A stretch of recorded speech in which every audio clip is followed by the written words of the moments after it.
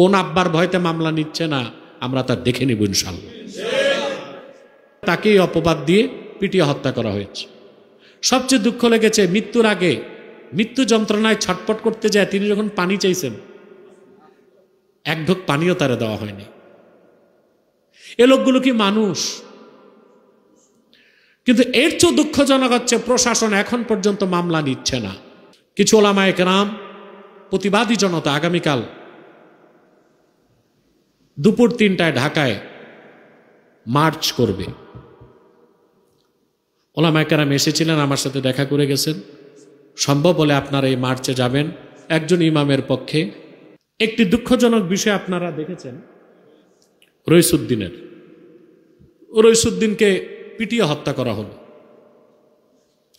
এখন একদল আরেক দলকে দোষ দিচ্ছে। ওখানেই বিভিন্ন দল আছে, রাজনৈতিক দল দোষ দিচ্ছে যে এটা লামাজহাবিরা করছে, লামাজিরা বলতেছে তারা করছে, অপবাদ দিছে উনি নাকি বলাৎকার করছে। আচ্ছা, যদি করেই থাকে তা তাকে কি পিটিয়ে হত্যা করা, এই এক্সট্রা জুডিশিয়াল কিলিং, বিচার বহির্ভূত হত্যা কি ইসলাম সমর্থন করে? প্রচলিত আইন সমর্থন করে? পরে দেখা গেল ওই রকম কোনো অপরাধী তিনি করেনি, মিথ্যা অপবাদ দেওয়া হয়েছে। ওনার সাথে কমিটির এক পক্ষের দ্বন্দ্ব ছিল, সে দ্বন্দ্বের জের ধরে তাকেই অপবাদ দিয়ে পিটিয়ে হত্যা করা হয়েছে। সবচেয়ে দুঃখ লেগেছে মৃত্যুর আগে, মৃত্যু যন্ত্রণায় ছটফট করতে যায় তিনি যখন পানি চাইছেন, এক ঢোক পানিও তারে দেওয়া হয়নি। এ লোকগুলো কি মানুষ? কিন্তু এর চেয়ে দুঃখজনক হচ্ছে প্রশাসন এখন পর্যন্ত মামলা নিচ্ছে না। কোন আব্বার ভয়তে মামলা নিচ্ছে না আমরা তা দেখে নিব ইনশাআল্লাহ।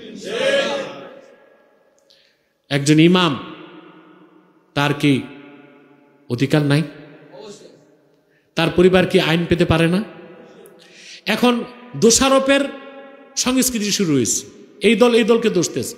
তো প্রশাসন গ্রেফতার করলে, অভিযুক্তদের রিমান্ড এবং জিজ্ঞাসাবাদ করলে তো আসল খুনি বেরিয়ে আসবে। মামলাই যদি নেওয়া না হয়, আর এটা যদি আমলে নেওয়া না হয়, তাহলে তো খুনি ধরাছোঁয়ার বাইশে থাকবে। আর যখন তখন মানুষ আইনকে হাতে তুলে নেবে, যে যার সাথে শত্রুতা তার পিটায় মেরে ফেলবে। আমরা দ্রুততম সময়ে অভিযুক্তদের আইনের আওতায় এনে আইন অনুযায়ী কার্যক্রম গ্রহণ করার জন্য সরকারকে অনুরোধ করছে। কিছু ওলামায়ে কেরাম, প্রতিবাদী জনতা আগামীকাল দুপুর 3টায় ঢাকায় মার্চ করবে। ওলামায়ে কেরাম এসেছিলেন, আমার সাথে দেখা করে গেছেন।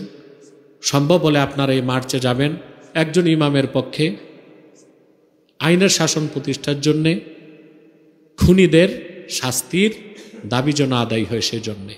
আল্লাহ আমাদেরকে কবুল করুক, মঞ্জুর করুক, বলুন আল্লাহুম্মা আমিন।